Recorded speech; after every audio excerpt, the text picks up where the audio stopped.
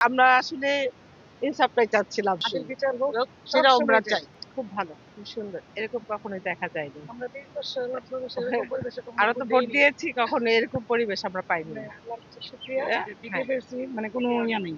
এটার জন্য আমরা মা, আমাদের ভাবি ফ্যামিলি ১০ জন সর্বমোট আসছে। আর আমাদের ফ্যামিলিতে আরো ভোটার আছে। ওই যে ওরা ভাইয়ের আসছে, ছেলেরা আছে, ভাই আছে। ওরা আবার পাশে গিয়েছে। হ্যাঁ, হ্যাঁ, আচ্ছা ঠিক দেখা আছে। যাক আল্লাহ কি করে। আল্লাহ কি করে। আল্লাহ আসলে আমরা নতুনত্ব খুঁজে চাচ্ছি। আমরা তো হ্যাঁ, পিছনে ২ টাই দেখলাম। ঠিক ইনসাফে আমরা আসলে ইনসাফটাই চাচ্ছিলাম। আসলে শান্তিটা চাচ্ছি, শান্তি। আমরা ভিকটিমও যেন সঠিক বিচার পায়। বিচার হ্যাঁ, যে হ্যাঁ, কারো প্রতি যেন অবিচার করে না। ভিকটিম হোক, সে হোক, সবার প্রতি ইনসাফ দেন হবে। সেটাই। হ্যাঁ, হাদির আদর্শে অবশ্যই, মানুষ। অবশ্যই, অবশ্যই অবশ্যই, হাদির অবশ্যই। বিচার হোক, সেটা আমরা সবসময় চাই। চাই।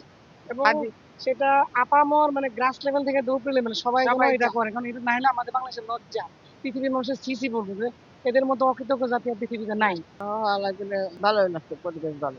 ভালো পরিবেশ ভালো। ইনশাআল্লাহ, ইনশাআল্লাহ না সামনে ভালো হইলে আমরা ভালো মানুষ চাই।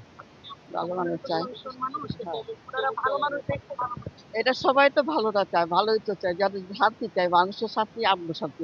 দেশ শান্তি, আমগো শান্তি।